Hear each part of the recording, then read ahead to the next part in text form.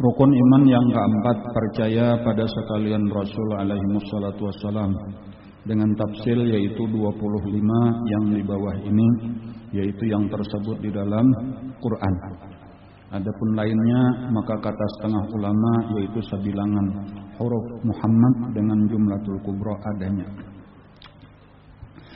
Alhamdulillah pada pagi hari ini kita masih bisa hadir di majelis taklim kita untuk melaksanakan kewajiban utama kita menuntut ilmu agama.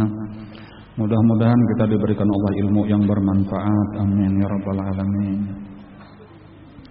Dan kita masih lagi mempelajari rukun iman yang keempat, percaya pada sekalian Rasul. Rasul itu artinya utusan. Jadi ketika kita kadakala lagi bertamuan dengan seseorang karena sesuatu dan lain hal, nah lalu orang ini mengutus untuk menyampaikan apa hendak disampaikan, diutusnya seseorang, nah lalu utusan ini menyampaikan enggak. Nah itu arti utusan itu. Jadi Rasul itu artinya utusan. Allah yang mengutus. Jadi kada langsung dari Allah, kada langsung kepada seluruh manusia. Tetapi Allah menyampaikan pesan-pesannya. Dan isi pesan-pesannya itu diantaranya suruhan dan larangannya melewati Rasul-Rasul tadi. Dan jadi tugas kita adalah mendengarkan apa yang disampaikan Rasul-Rasul, mempercayai lalu melaksanakan. Dan dengan taat kepada Rasul berarti sebenarnya taat kepada Allah. Wa may yuti'ir rasulah faqad ata Allah. Barang siapa taat kepada Rasul maka berarti taat kepada Allah. Karena Rasul-Rasul tadi cuma menyampaikan benar aja, napa ujar Allah. Nang paling penting sebenarnya lah daripada seluruh nang disampaikan oleh para rasul, mulai nang pertama sampai terakhir, adalah tauhid.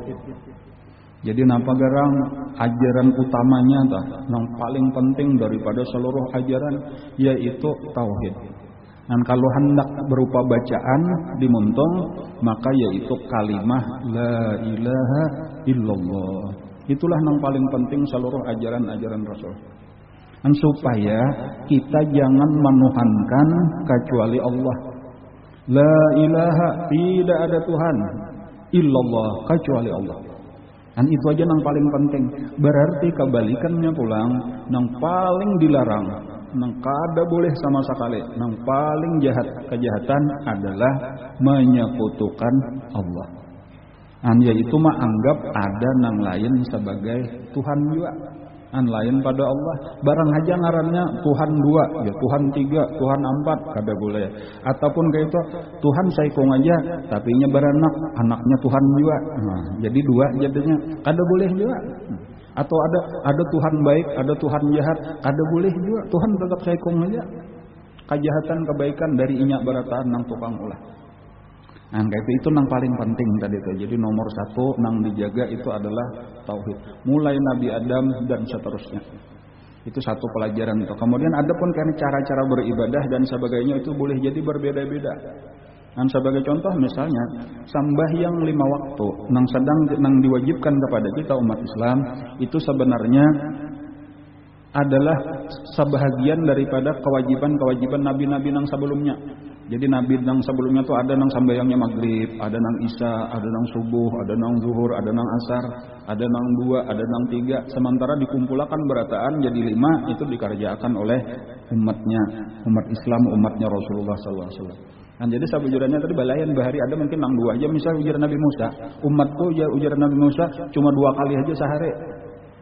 Pagi 2 rakaat, sore 2 rakaat, itu kan banyak nang kada sambahyang, ujar kayak itu kisah Nabi Musa lawan Nabi kita. Minta kurangi lagi, kan asalnya 50 waktu. Dan itu menunjukkan bahwa mungkin umat Nabi Musa itu sambayang subuh lawan sambayang asar. Dan cuma itu kan asarnya 2 aja juga, subuhnya 2, ya tuh banyak nang kada sambayang.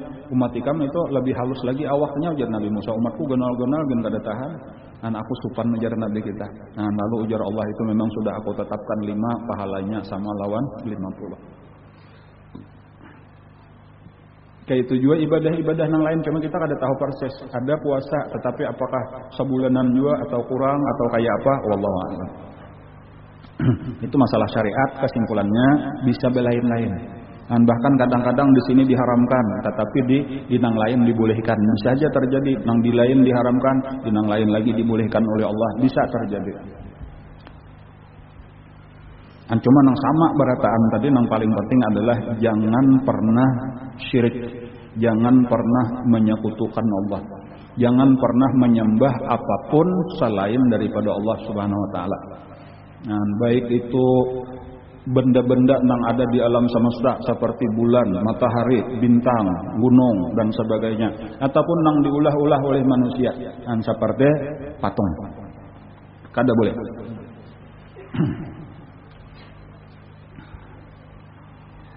Itu satu. Kemudian yang kedua,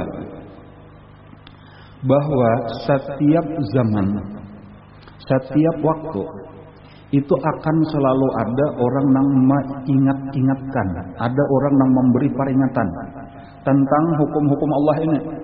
Nah, jadi karena ada aja bersambung, itu ujar Allah di dalam Al-Quran, walikulli qaumin had, walikulli qaumin had. Bagi tiap-tiap kaum itu ada yang memberi petunjuk.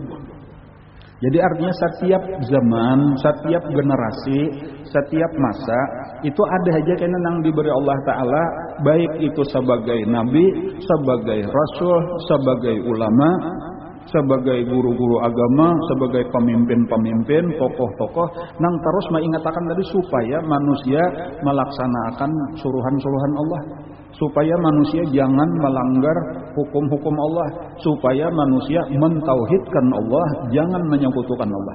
Itu akan terus ada sambung-bersambung. Cuma karena manusianya nang tabagi, ada nang maasi, ada nang kada maasi, ada nang hakun mendangarakan, ada nang kada. Kayak itulah keadaannya. Jadi makanya sampai Nabi itu menjamin aja sampai hari kiamat, nah umat Islam ini tetap ada aja ulama-ulama yang akan berdakwah, yang akan mengajar, itu sudah ditentukan Allah. Mungkin hari kiamat kada habis ujar Nabi kita. La tazalu qa'ifatun min ummati dhahirina 'alal haq. Akan senantiasa ada daripada umatku segolongan orang-orang yang terus membela kebenaran, terus menyampaikan kebenaran. Nah, dan tentunya kebalikannya pulang, ada aja juga hakun mengaji, ada aja juga hakun berdengar walaupun kada sabarataan. Ada orang yang meneliti, nalah ujar di zaman kita ini cuma sekitar 15% daripada umat Islam. Jadi ini kita kada bepandir nang kada Islam, nang Islamnya aja tak. Cuma sekitar 15% nang hakun datang ke majelis taklim, nang hakun sakulah ke pondok-pondok pesantren. Nah, jadi masih banyak lagi orang Islam nang belum, masih sekitar 85%. Nah, jadi nang kita jaga apa nah? Supaya nang 15% ini nah termasuk kita ini nah, supaya bertahan, jangan sampai berkurang. Bahkan amunnya kawa kayak apa supaya saudara-saudara kita nang belum nang 85% nih hakun kena datang juga. Nah, ini usaha kita bersama. Nah, atau anak-anak kita nang sudah di pesantren 15% nih kayak apa supaya bertahan. Nah, jangan sampai nang 15%-nya ampihan. Beremi jadi pesantren. Kada bebas main HP, kada kawa berjalanan, kada boleh berpacaran, macam-macam mainan. Jangan sampai. Tetapi kayak apa malah supaya nang 85% ini betundaan hakun sekolah ke pesantren juga, supaya pelajaran agama ini semakin banyak dipelajari, supaya Rasulullah makin senang, supaya keridhaan Allah makin banyak nang mendapatkan rahmat Allah makin banyak kayak itu dah.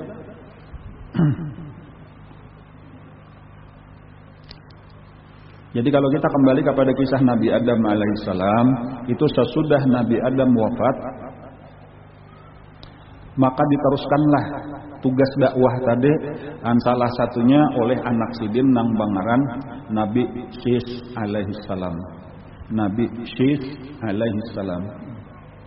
Itu Nabi Syis itu ada waktu kita mempelajari tentang suhuf. Nah, ya kalau ada 60 suhuf, kalau di sini tuh ada nang rukun iman yang ketiga dah. Itu ada di atas Taurat, Zabur, Injil, Quran. Ya kalau lah. Nah di bawahnya itu ada tulisannya 60 suhuf bagi Nabi Syis alaihi salam. 30 suhuf bagi Nabi Ibrahim alaihissalam, 10 suhuf bagi Nabi Musa sebelumnya Taurat. Nah, itu ada bacaannya itu. Nah, yaitu Nabi Sis itu ia anak Nabi Adam. Nang nomor 41. Dan karena zuriat nabi-nabi, zuriat nabi-nabi seterusnya itu sampai ke Nabi Sis, sampai ke Nabi Adam. Jadi berarti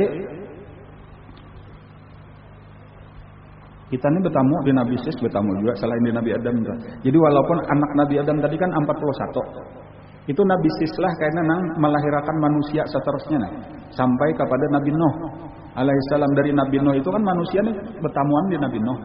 Nah, jadi kita ini zuriat Nabi Adam 1, kemudian kita ini zuriat Nabi Sis, nah itu 2, kemudian yang ketiga kita ini zuriat Nabi Nuh alaihissalam. Jadi kita ini barataan keturunan Nabi.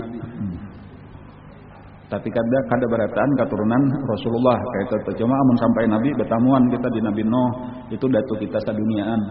Nabi Sis datu kita saduniaan, kemudian Nabi Adam datu kita saduniaan juga. Lalu tugas Nabi Sis tadi adalah dapat suhuf, dapat petunjuk daripada Allah sebagai buku pegangan. Inilah yang diajarkan oleh Nabi Sis. Cuma kada disebutkan di bawah itu karena Nabi Sis itu kada termasuk daripada nang disebutkan di dalam Al-Quran. Jadi nang 25 nang di bawah itu adalah nang ada di dalam Al-Quran. Jadi nang di dalam Al-Quran sesudah Nabi Adam itu Nabi Idris, sesudah Nabi Idris itu Nabi Nuh. Bahkan antara Nabi Adam sampai Nabi Nuh itu masih damai-damai aja manusia asalnya tuh. Kecuali di zaman Nabi Nuh disitulah mulai terjadi kekafiran.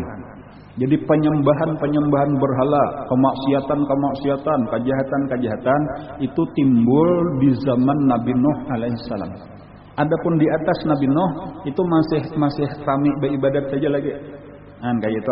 Jadi kalau misalnya di antara Nabi Nuh itu ada yang disebut Nabi Idris alaihissalam. Nah, Nabi Idris itu sebenarnya terlalu sedikit di dalam Al-Quran, cuma ada mungkin di dalam beberapa 2 atau 3 ayat mungkin ada disebutkan gitu tuh. Wazkur fil kitabi Idrisa innahu kana siddiqan nabiyya wa rafa'nahu makanan aliyya. Itu salah satu ayatnya di dalam Al-Qur'an. Handap banasa 2 ayat itu Bang disebutkan dah. Wazkur fil kitabi Idris. Sebutkan, ingatlah di dalam Al-Qur'an itu disebut kisah Nabi Idris. Innahu kana siddiqan nabiyya. Bahwasanya Nabi Idris itu adalah seorang yang sangat benar, siddiq. Kemudian yang kedua Nabi ya, selain daripada siddiq itu Nabi. Jadi untuk sampai kepada Nabi atau di bawah Nabi itu ada satu derajat yang disebut dengan siddiq. Nah, jadi artinya Nabi Idris itu sampai sudah kepada tingkatan siddiq. Dan bahkan Pak Habisana diangkat setingkat lagi menjadi Nabi. Nah, adapun di umat Rasulullah itu kadang-kadang sampai kepada Nabi, tetapi sampai kepada siddiq benar saja. Bahasa kita siddiq itu adalah wali-wali Allah, orang yang sempurna mengerjakan agama Allah, sempurna melaksanakan suruhan Allah baik nang zahir ataupun nang batin, sempurna menjauhi larangan Allah baik nang zahir ataupun batin. Orang mereka itu bujur sudah segala-galanya. Itu arti siddiq itu kan benar. Bujur napanya aja bujur sesuai lawan tuntunan Allah sempurna, maka orang itu disebut siddiq. Dan di dalam Al-Quran ma'alladzina an'amallahu alaihim minan nabiyyin was-siddiqin wasyuhada'i was-salihin. Jadi amun kita sampai ke Nabi kada kawat. Tetapi boleh kita itu sampai ke siddiq. Nah kayak gitu. Caranya kayak apa? Masing-masing lah kita berusaha di mana salah lagi kita bujurakan, di mana salah kita bujurakan, kayak itu aja itu usaha kita tak samampu kita. Dan cuma ada di situ minimal ulaika ma'allazi, mereka itu beserta. Ini pilihan terakhir kita nih. Beserta itu apa nah? Beserta itu bahasa kita tak kumpul, bakawan, bakumpul, beserta bersama-sama. Minan nabiyyin wasiddiqin wasyuhada'i wassalihin. Itu pahamannya boleh jadi orang itu kada nabi, boleh jadi orang itu kada wali, boleh jadi orang itu kada tingkatan syuhada, boleh jadi belum sampai tingkatan salihin, tetapi dikumpulkan. Jadi itu ada pulang harapan terakhir kita tuh. Aku nih kada kawa jadi nabi, bahkan kada wali, kada syahid, kada soleh. Aku masih banyak kekurangan, banyak dosa. Jawabannya masih ada harapan lagi dikumpulkan. Dan salah satu penyebab dikumpulkan itu adalah ngarannya mahabbah, cinta. Jadi di sini dahulu minimal, memang kita usahakan cinta dahulu lawan orang-orang soleh. Cinta lawan nabi-nabi, cinta lawan wali-wali. Nah lalu kayaknya kita berusaha menuruti walau kada sampai tingkatan soleh, masih kurang lagi insya Allah. Berkat itulah kita dapat syafaat kayaknya dikumpulkan lawan mereka. Nah itu jalan kita dah. Jadi kisah Nabi Idris tadi di Quran sedikit benar. Pertama dipadahkan beliau itu siddiq, kemudian yang kedua dipadahkan beliau itu nabi. Nah, lalu disebutkan warafa'nahu, dan kami angkat dia makanan aliyah. Kami angkat beliau itu ke tempat yang tinggi. Dan diantaranya disebutkan bahwasanya Nabi kita itu bertemu dengan Nabi Idris itu di langit nang keempat waktu Isra Mi'raj. Nah itu salah satu tempat nang tinggi. Nah di luar daripada itu nang itu kisah daripada ulama nang kebanyakan ngarannya kisah Israiliyat itu nang ujar Nabi bisa bujur bisa kada. Jadi kisah nabi-nabi itu nang panjang lebar itu kebanyakan itu datang daripada ulama-ulama Bani Israel. Nah pesan Nabi sendiri terhadap kisah-kisah nang kayak itu ujar Nabi la tusaddiquhu jami'an wa la tukadzibuhu jami'an. Jangan kalian benarkan seluruhnya, jangan juga kalian dustakan seluruhnya. Artinya boleh jadi bujur, boleh jadi kada.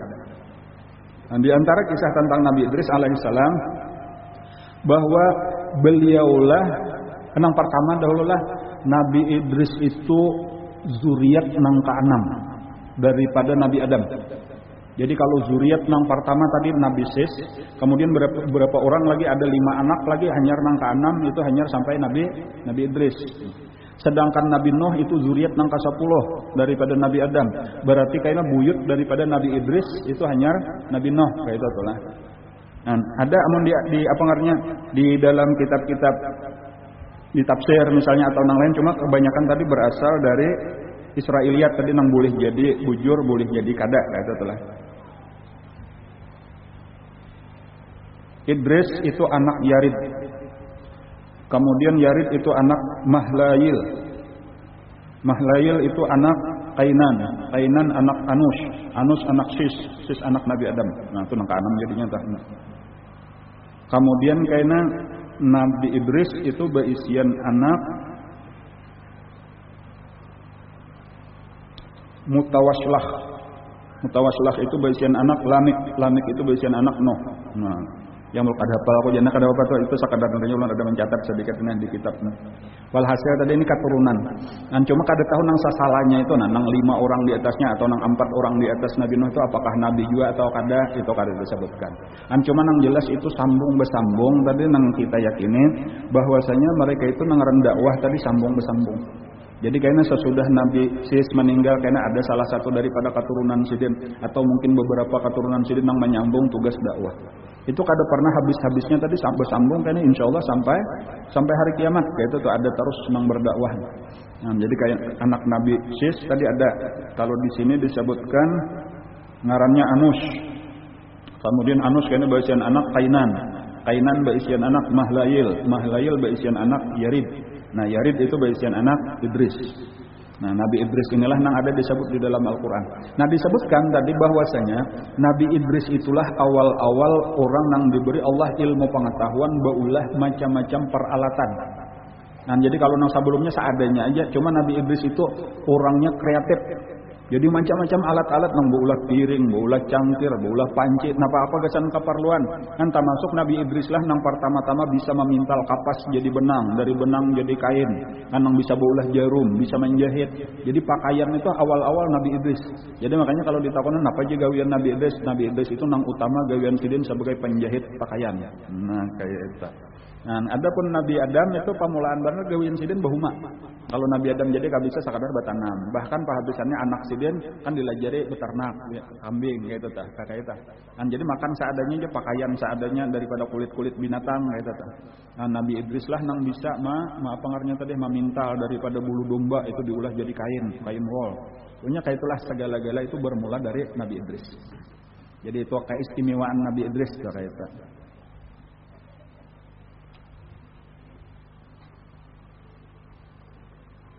Ada nang mengisahkan gue cuma wallahu alam lah nang tadi Israiliyat tadi bisa bujur bisa kada kayak itu tuh lah.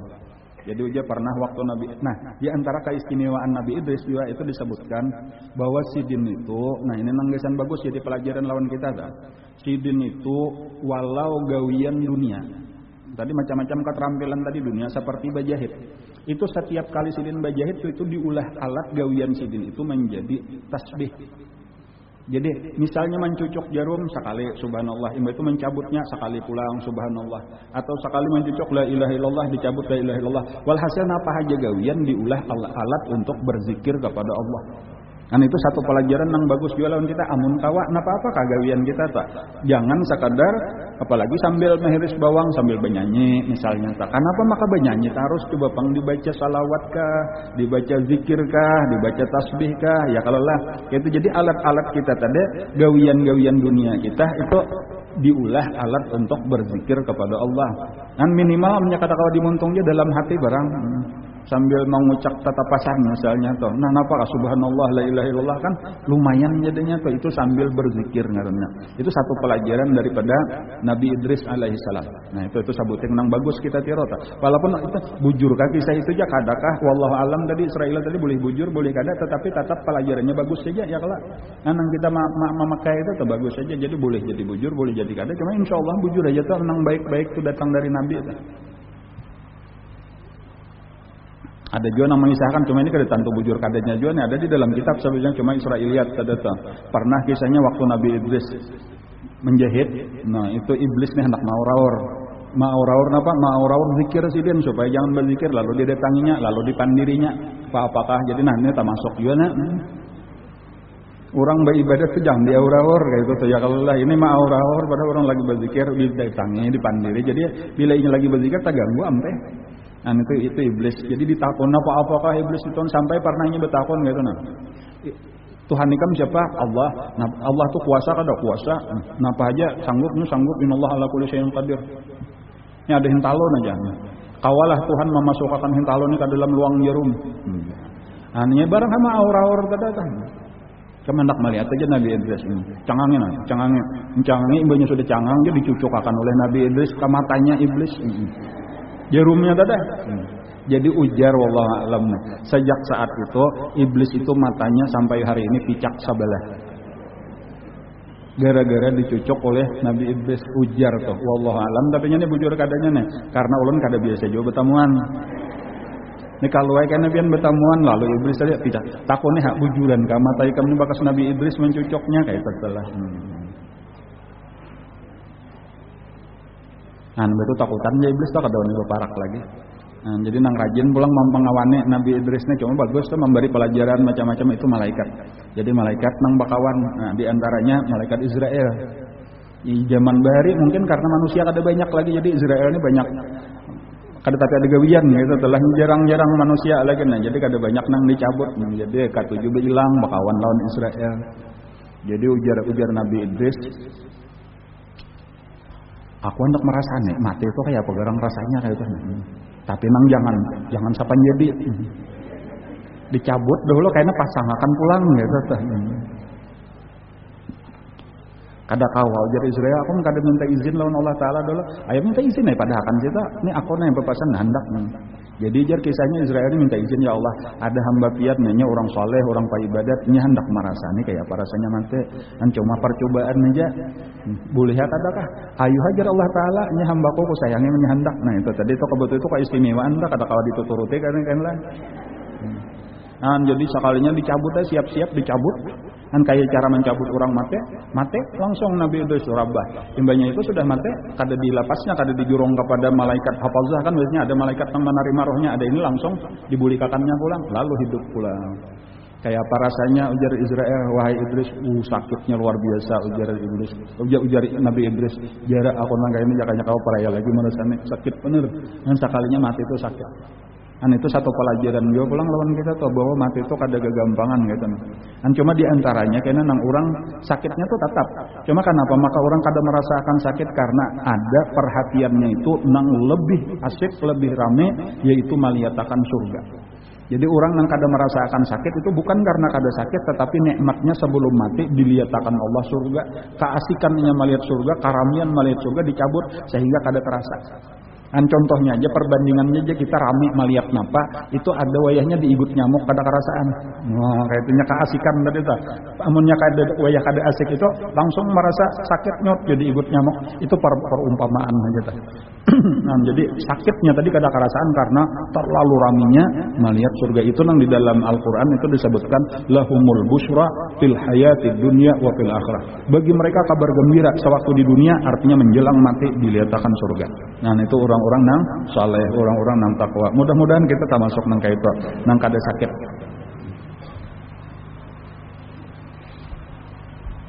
Pernah pulang jar pada suatu hari kayak tata, pada suatu hari Nabi Idris itu minta bawa ke neraka, hendak melihat neraka.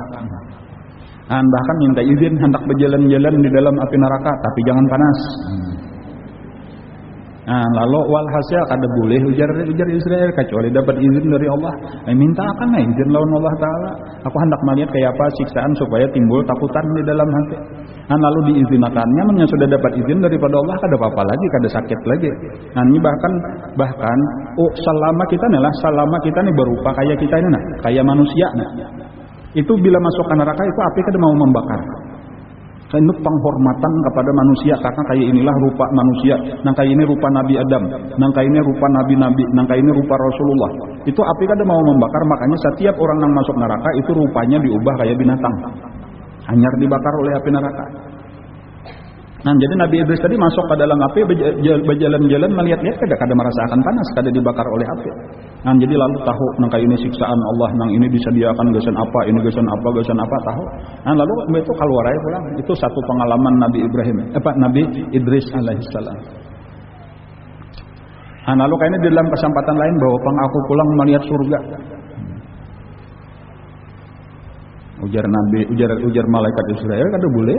Itu gasan orang nanti. Aku kada belawas satu mata aja asal melihat aja tuh supaya kena rajin beribadat.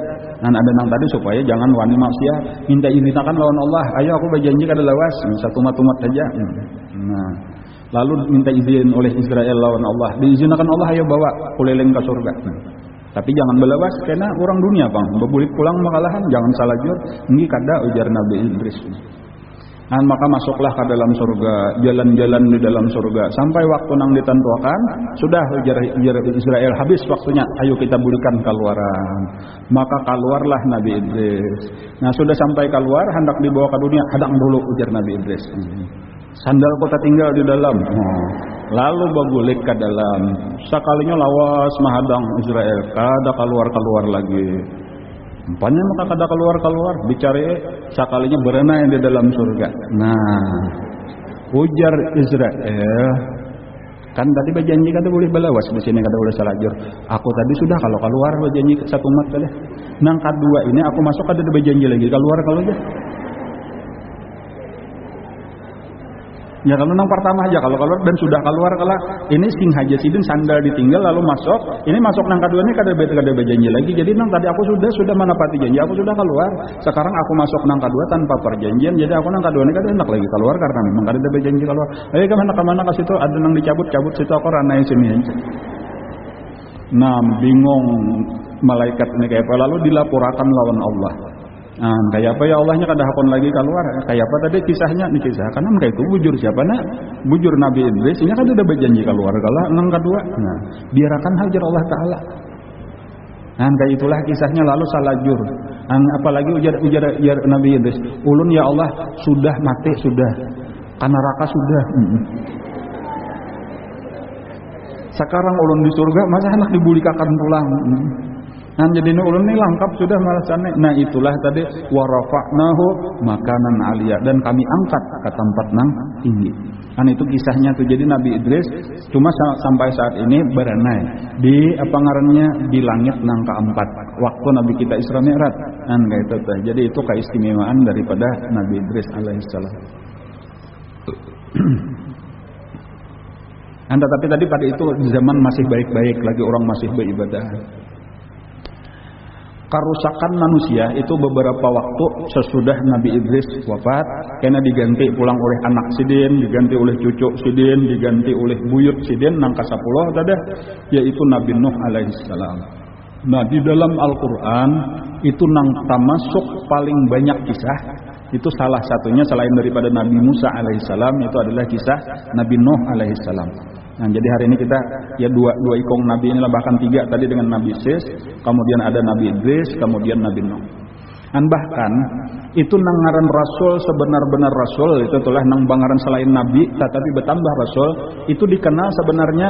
Walaupun Nabi Adam boleh juga dipadakan Rasul, Nabi Idris boleh juga dipadakan Rasul, tetapi sebenar-benar nang sengaja diutus Allah untuk mengembalikan agama ulang sesudah mulai hilang, itu Nabi Nuh alaihissalam. Jadi makanya ada yang menyebut Nabi Nuh itu awal-awal Rasul, ya, pertama-tama Rasul adalah Nabi Nuh. Kenapa maksudnya maka itu? Karena di saat Nabi Nuh itulah kerusakan umat manusia itu terjadi nang sebenar-benarnya. Yaitu apa tadi? Kerusakan nang paling utama yaitu syirik. Kerusakan yang paling utama yaitu menyekutukan Allah Subhanahu wa taala.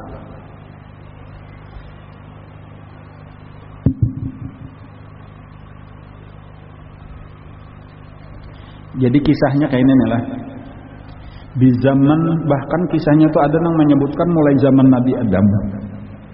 Ketika Nabi Adam wafat, itu berataan anak cucu buyut itu beberapa generasi. Kan umur sidin 1000 tahun. Jadi nangaran 1000 tahun itu beberapa generasi itu sampat bertamu. Jadi kayak Nabi Idris itu sampatlah bertamu Nabi Adam, jawabannya sampat. Bahkan Nabi Nuh itu ada yang menyebutkan sampat bertamu padahal generasi nang ke-10 sudah. Kadang lagi kita menyambet napa tuh buyut, napa kangarnya di bawahnya tuh nang ke-10 tuh. Itu ada yang menyebutkan bahwa Nabi Nuh itu sampat bertamu lawan Nabi Adam. Dan karena Nabi Adam umur 1000 tahun. Wallahu a'lam, tapi nyatulah mbah-mbah sudah masih halus mungkin kayak itu. Walhasil ketika Nabi Adam wafat itu berataan sedih, karena inilah datuk kesayangan kita, pembimbing kita, manusia yang paling mulia kayak itu telah anang mandidik berataan. Lalu disitulah awal-awal iblis itu menyerupa kayak manusia, lalu berusaha menghibur barataan ika minina supaya jangan sedih hakun laku ulahakan satu bentuk patung nang kaya Nabi Adam untuk mengingat-ingat kembali tentang Nabi Adam. Jadi kayaknya baparak di situ lalu ingat bahari lawan Nabi Adam. Mudahan ada berkatnya. Lalu barataan katujuh ayo ulah maka ini ahli sekalinya baulah. Jadi diulahnya mirip kaya Nabi Adam, patung diandak dikubur Nabi Adam. Kayak itulah kayaknya seterusnya bila ada orang-orang saleh banyak murid-muridnya lalu sedih muridnya kematian gurunya, maka diulahkannya oleh iblis patung. Nah, dan di dalam syariat nang kakak itu patung itu ada apa? Nang penting jangan disembah. Jadi patung itu ada apa zaman bahari itulah. Jadi itu nang kada boleh bawa patung lagi itu syariat Nabi kita aja. Dan ada pun syariat Nabi nang lain patung itu boleh aja kayak itu. Nah, cuma syaratnya tadi ya sekadar kita mengingat kurang soleh, kita mengambil berkat, tetapi tetap ini lain Tuhan. Tuhan tetap Allah, asal jangan disekutukan. Asalnya kayak itu. Tetapi rusaknya itu ketika sudah semakin lawas, itu anak cucu ke bawah ini kada tahu lagi kisah bahwa ini kada sebagai Tuhan. Bahkan iblis nang memadahkan inilah nang disembah oleh nenek Datu Ikam Bahari. Nah, kayak itu asal usulnya tuh. Terutama aja ketika di situ ada bencana seperti kekaringan.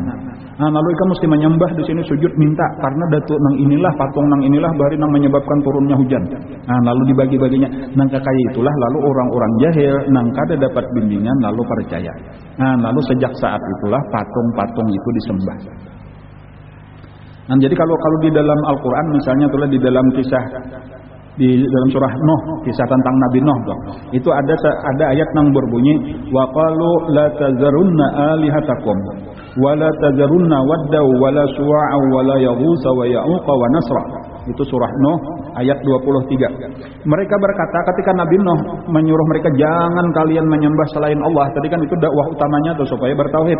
Lalu mereka tokoh-tokoh kafir itu malah berucap waqalu mereka berkata la tazarunna alihatakum.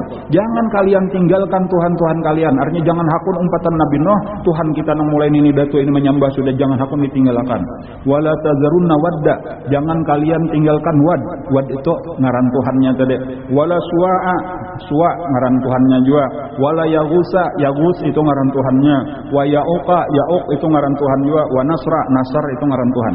Jadi apa maksudnya? Itu tadi sebenarnya adalah orang-orang soleh nang di zaman dahulu nang diulah patung. Nah, jadi sekalinya tetapi jadi abahnya, kainya, datunya kada menyembah, tetapi itu sebagai guru-guru mereka. Kita kan ada basian apa ngarannya wali-wali nang bakaramat, nang bakubah-kubah. Itu ulama-ulama bahari, tetapi zaman bahari itu ada patung-patungnya. Nah di anak cucunya patungnya itu nang disembah. Kan kayak itu kisahnya. Kan jadi itulah kisah nang disebut dengan syirik tadi, nang menyekutukan Allah karena dianggap ini Tuhan juga. Dan lalu napa-apa kayaknya minta kasih ini kemarau tadi minta disembah, bahkan diberikan sesaji napa-apakah kan minta kayaknya supaya turunakan hujan. Dan ada penyakit kayak itu juga datang minta disembuhkan lawan nang ini tadi kayak itu. Nah, karena dianggap ini iya Tuhan juga. Dan bahkan pahabisannya kada ada lagi beribadah menyembah Allah Subhanahu wa taala dan lawan patung-patung inilah.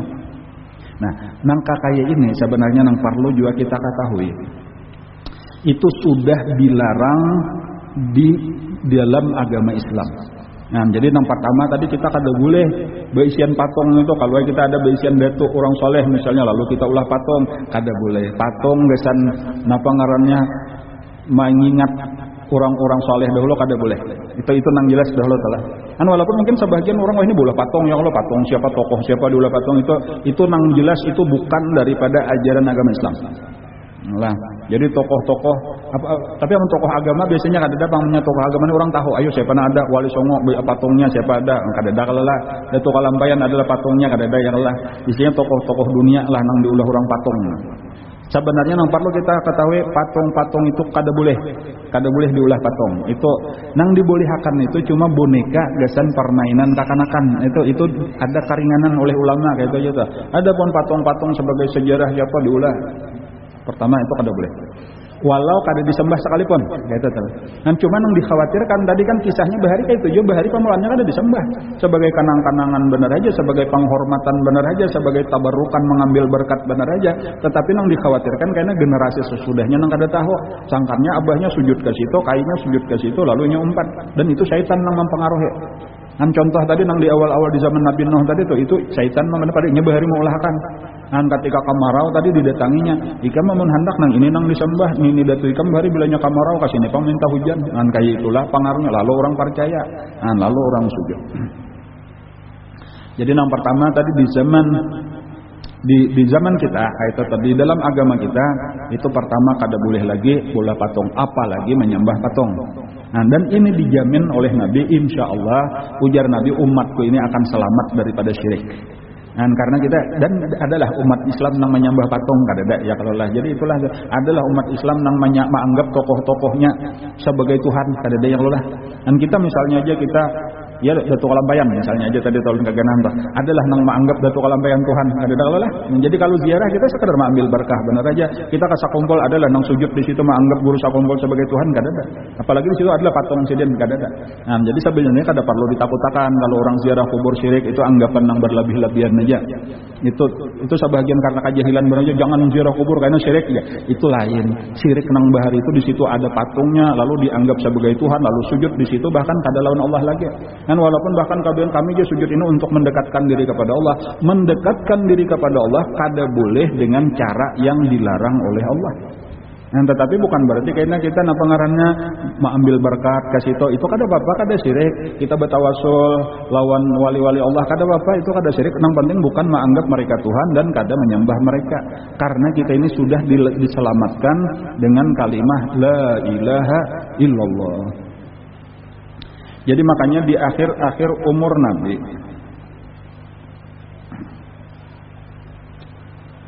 Nabi itu di akhir umur nih sudah haji wada atau lah menang tinggal beberapa hari meninggal itu ujar sahabat tuh Nabi sudah mulai gagaringan. Itu Nabi kita pernah keluar daripada rumah sidin, keluar daripada masjid, lalu berjalan mengarah ke Uhud. Lalu sidin mendoakan orang-orang yang ada di Uhud. Kayak itulah yang pertama. Imbahnya sudah Nabi mendoakan orang Uhud, lalu babulik pulang ke masjid. Imbahnya sudah babulik ke masjid, lalu Nabi duduk di atas mimbar. Nah, mimbar Nabi di Raudhah itu. Nah, lalu Nabi khutbah, lalu Nabi mengajarnya. Nabi itu kadang-kadang mengajar tuh duduk di mimbar di masjid. Jadi nang sahabat berdudukan. Kadang mesti hari Jumat aja tak bila pengajian. Kadang-kadang Nabi salam sembahyang, berdiri duduk ke mimbar. Disitulah pengajian Nabi kayak itu tah. Jadi cara Nabi kayak itu aja. Jadi mimbar itu bukan hanya untuk khutbah Jumat, tetapi untuk setiap kali Nabi kita mengajar. Nah, lalu ujar Nabi. Ini mau khutbah terakhir Nabi. Ini bila ada lagi mau khutbah Nabi lah. Ujar Nabi, "Inni faratun lakum." Sungguh aku ini adalah faratun. Faratun itu bisa diartikan perbendaharaan simpanan. Maksudnya kayak ini, aku ini cagar mati, tetapi aku ini sebagai simpanan bagi kalian. Maksudnya aku ini akan menunggu kedatangan kalian. Jadi arti faratun itu dikirim berdahulu, gasan mempersiapkan menyambut kedatangan nang tadudi. Jadi model ada sudah simpanan kita nih, ada jaka kita beisian, kita hendak pulang ke mana, lalu situ ada sudah nang utusan berdahulu. Nah, maksudnya apa nah? Nabi itu bapak dasa bujurannya nih, aku parak mati, cuma ikam kada perlu sedih. Karena ikam berataan cagar mati juga, aku malah menghadang di situ daripada kita mati berdahulu. Karena ada dan Nabi di situ, Nabi masih di dunia, mungkin lebih berat lagi. Jadi itu dari satu sisi tadi tuh kita kematian orang-orang yang kita cintai itu ada hikmahnya. Misal aja kadang-kadang kita lawan guru tuh lah, jakat biar aku aja dulu mati aja gitu, kita kasih sayangan lawan guru tuh. Cuma boleh jadi kayaknya hikmahnya apa? Ketika kita mati, guru kita sudah menghadang di dalam kubur, nikmatnya. Sidin malah jari kita menjawab mungkar nakir misalnya, nyaman gak ada? Daripada kita tak dahulu pada guru kita, tapi kita tak dahulu di kubur, guru kada denang manulungi, seorang maka kababang lawan mungkar nakir misalnya tuh. Itu arti faratun lakum. Nah, jadi Nabi itu hikmahnya Nabi berdahulu meninggal daripada kita, itu Nabi itu sebagai penunggu di situ menghadangi kita. Insya Allah karena mulai di dalam kubur itu sudah ada Rasulullah. Dan mudah-mudahan masalahnya kita aja lagi, mudah-mudahan kita dilihatkan Allah, kemudian mudah-mudahan kita pinandu. Karena ada yang kada melihat, mana aja ada siapa-siapa. Apa mungkar nakir tuh betakon ikam tahulah ujar mungkar nakir siapa laki-laki ini nah. Inya diutus Allah kepada ikam dan kepada seluruh manusia. Dan amunnya orang nang beriman pinandu ini Rasulullah, ini nang rajin ku baca salawat langsung diragap ke jebelaluan. Nah, tetapi ada nang kada tahu aku nih siapa ini aja kada tahu, ada nang kayak itu tah. Nah, jadi kita mudah-mudahan tak masuk nang maniat lawan Nabi pinandu, lawan Nabi mulai di dalam kubur sudah tak.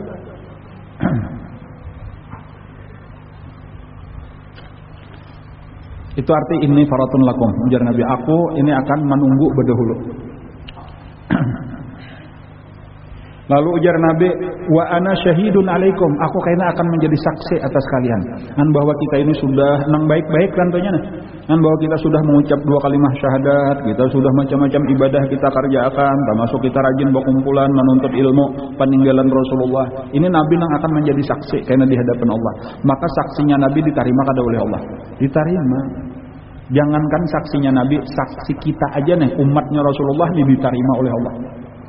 Ini kayaknya kisah umat Nabi Nuh nah. Itu ketika di sidang umat Nabi Nuh, itu Allah bertakon lawan Nabi Nuh, wahai Nuh, sudahlah ikam sampaikan segala suruhanku, segala laranganku lawan umat ikam. Ujar Nabi Nuh, sudah ya Allah. Siang malam ulun berdakwah, cuma umat ulun nang kada hakun pengarnya menerima. Lalu ujar Allah lawan umat Nabi Nuh, wahai umatnya Nabi Nuh, bujurankah Nabi Nuh sudah menyampaikan? Paramput ujar nanya kada hakon kada dah Nabi Nuh kada hakon menyampaikan apa jakanya disampaikannya kami beratan beriman. Ujar kayak itu tah. Nah Nabi Nuh ujar Allah, napa nih nah umat ikam kada mengaku, ujar ikam nang kada menyampaikan, padahal Allah tahu aja Bang sudah nah. Umat ikam kada mengakunya, ikam ada baisian saksi ujar Allah taala. Adalah ikam baisian saksi bahwa ikam sudah menyampaikan. Ada ujar Nabi Nuh, siapa? Umat Nabi Muhammad sallallahu alaihi wasallam. Kan kayaknya kita nang diulah jadi saksi dah.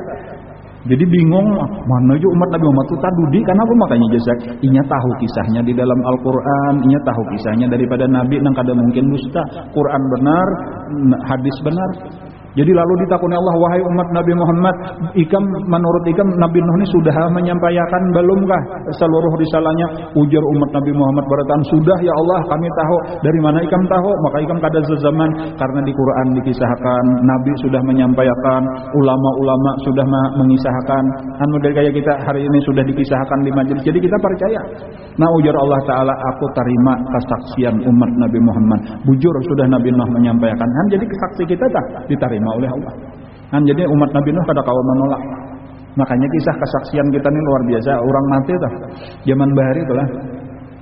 Ada orang Nabi dudukan lawan sahabat-sahabat dudukan gitu nah. Lalu ada orang membawa mayat ke kubur nah. Ujar Nabi, siapa itu? Sipulan bin Sipulan itu. Kayak apa orangnya? Orangnya tuh kayak apa sama saya hidup? Oh, orangnya itu baik wahai Rasulullah, ujar sahabat-sahabat. Ujar Nabi, wajabat engkau itu sapan jadi itu baik. Itu karena ada pulang orang lalu membawa mayat ke siapa tuh? Utus si Ano nanti kayak apa? Orangnya tuh jahat wahai Rasulullah. Engkau itu sapan jadi, ujar Nabi, wajabat itu dasar orang jahat. Jadi ketika umat Islam menganggap baik, maka dasar dianggap Allah baik. Ketika jahat, maka dianggap Allah jahat. Kan itu kesaksian kita. Atau makanya sampai wah ini kalau orang lalakian tadinya adalah menyambahyangkan orang mati itu ditutup dengan saksikan bahwa orang ini daripada orang baik-baik, ya barataan itu insya Allah itu diaminakan oleh malaikat, diakui oleh Allah. Jadi orang baik. Kan itu kesaksian kita tadi. Dan nang kita ini pulang nang akan jadi saksi kita ini adalah Rasulullah sallallahu alaihi wasallam. Nah, jadi mudah-mudahan kayak kita hari ini kumpulan ini kita menuntut ilmu ini disaksikan oleh Rasulullah karena sampai di hadapan Allah Subhanahu wa taala bahwa kita termasuk orang nang rela menyisihkan waktu kita gasan mengambil warisan Rasulullah. Dan ini orang-orang yang istimewa nang kakak itu nang diantaranya jarulun samalam tuh salah satunya kayaknya minum langsung dari telapak tangan Rasulullah. Nang berdahulu masuk surga di belakang Rasulullah. Dan karena orang-orang nang katuju ambil peninggalan Rasulullah. Itu arti inni faratun lakum wa ana syahidun alaikum. Wa inni wallahi dan aku ujar Nabi demi Allah la anzuru ila haudi al-an sekarang ini aku dibukakan Allah aku melihat Talaga Kausar sedang berada di hadapanku.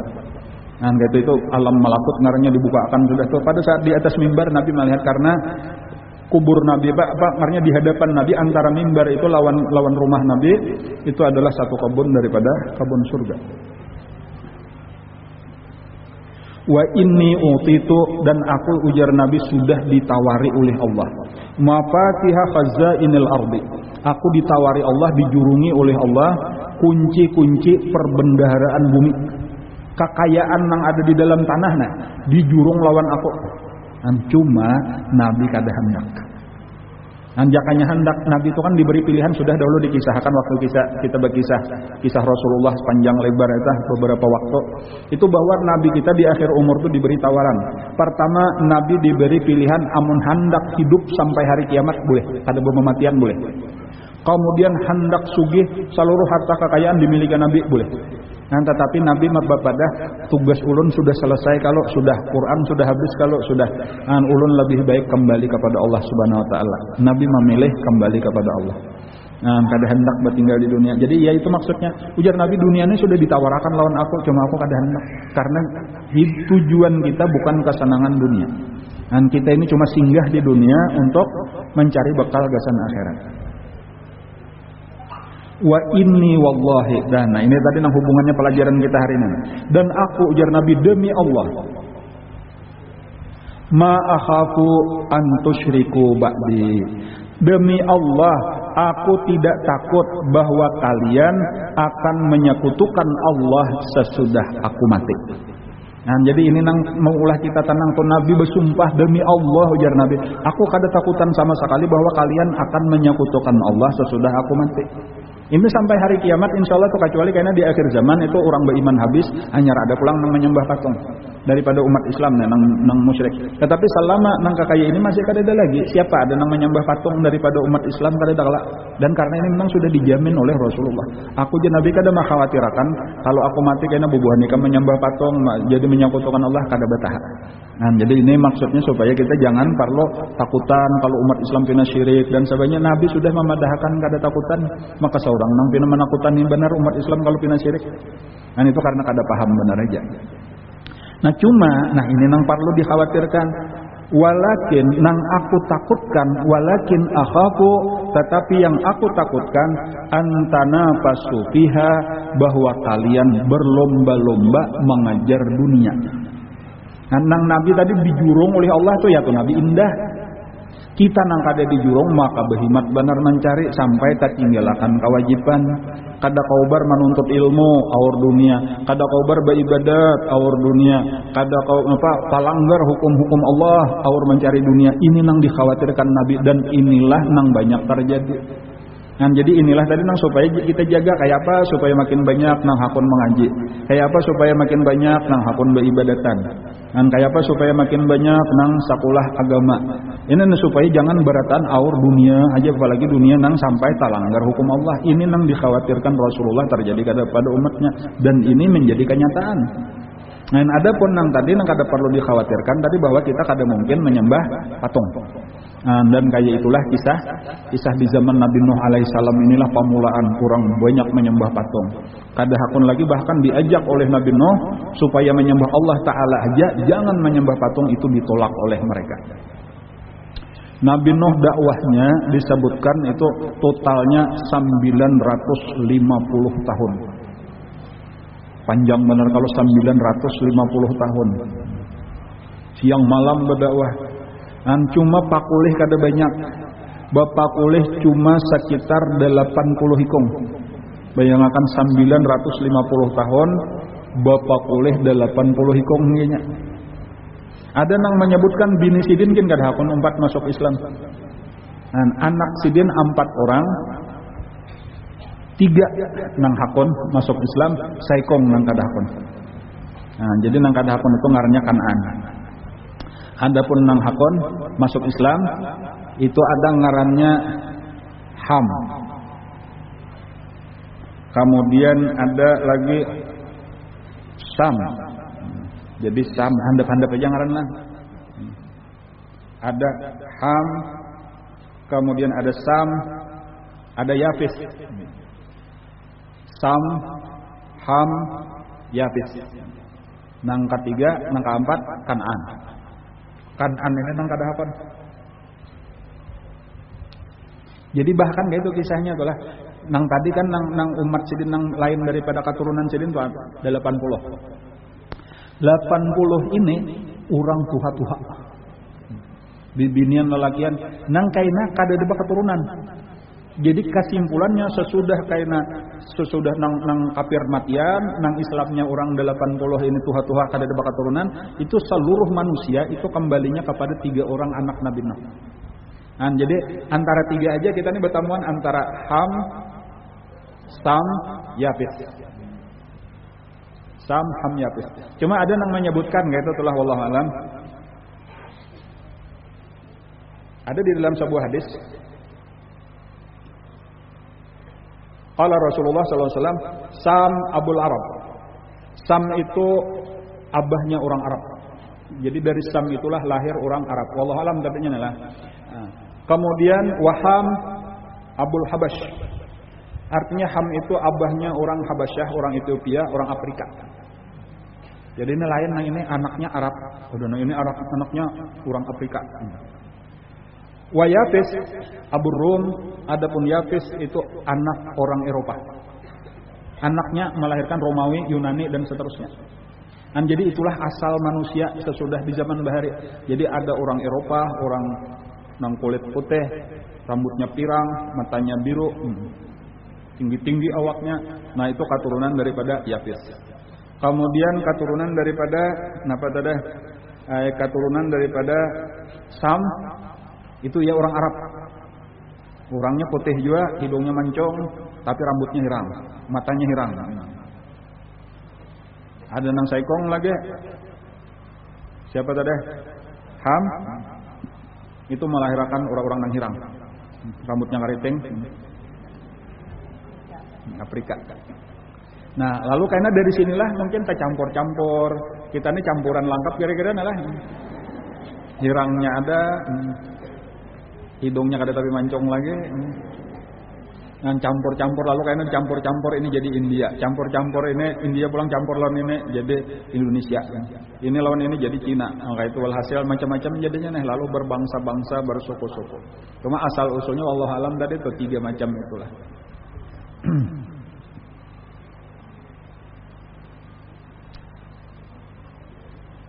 Cuma nang kasihan tadi Kan'an. Kan'an itu termasuk nang di dalam Al-Quran dikisahkan, yaitu anak Nabi Nuh nang kadahakun umpat Nabi Nuh. Bahkan dibawai oleh Nabi Nuh untuk masuk kapal. Rami, jadi napa ya marganya tah? Salah pergaulan. Nah kayak itu aja tuh, rami baka kawanan, salah memilih kawan. Jadi ini diantara penyebab kerusakan manusia di sini.